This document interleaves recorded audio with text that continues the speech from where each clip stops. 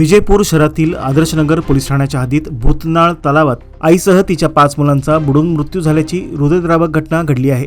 या दुर्घटनेत शोभा जालगिरी वय 35 तसेच त्यांच्या मुली विद्या वय 15, सुवर्णा वय 13, सानिका वय 10 आणि मुलगे तिप्पराय वय 12 व विकास वय 6 यांचा मृत्यू झाला आहे। 24 ऑगस्ट रोजी शोभा आणि त्यांची मुले बेपत्ता झाल्याची तक्रार विजयपूर ग्रामीण पोलीस ठाण्यात दाखल करण्यात आली होती। या प्रकरणी बेपत्ता प्रकरण क्रमांक 395/2026 नोंदविण्यात आले होते। शोभा यांचे पती मल्लिकार्जुन जालगिरी यांच्या तक्रारीनुसार कौटुंबिक विषयावरून समज दिल्यानंतर शोभा आपल्या मुलांना घेऊन घरातून निघून गेल्या होत्या। दरम्यान शोभा आणि त्यांच्या 5ही मुलांचे मृतदेह भूतनाळ तलावात आढळून आले। घटनेची माहिती मिळताच एसपी लक्ष्मण निंबर्गी, डीएसपी नागराज यांनी घटनास्थळी भेट देऊन पुढील चौकशीचे आदेश दिले आहेत। मृतदेह तलावातून बाहेर काढून बीएलडी रुग्णालयात पाठवण्यात आले। या घटनेमागील नेमके कारण काय याचा आदर्शनगर पोलीस तपास करत आहेत।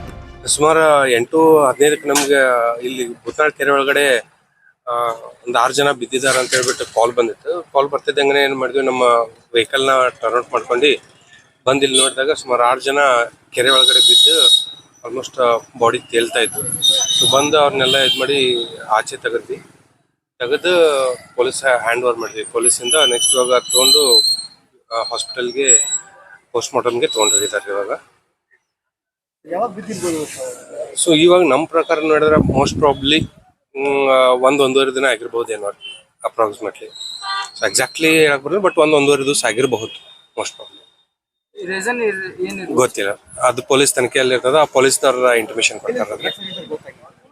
ಇಲ್ಲ, ನಮ್ಗೇನು ಮಾಹಿತಿ ಇಲ್ಲ। ನಾವೇನಾದ್ರು ಬಾಡಿ ನಾವು ಟ್ರೇಸ್ ಮಾಡಿ ಹ್ಯಾಂಡ್ ಓವರ್ ಮಾಡೋದು ನಮ್ಮ ಕೆಲಸ ಇರ್ತದೆ।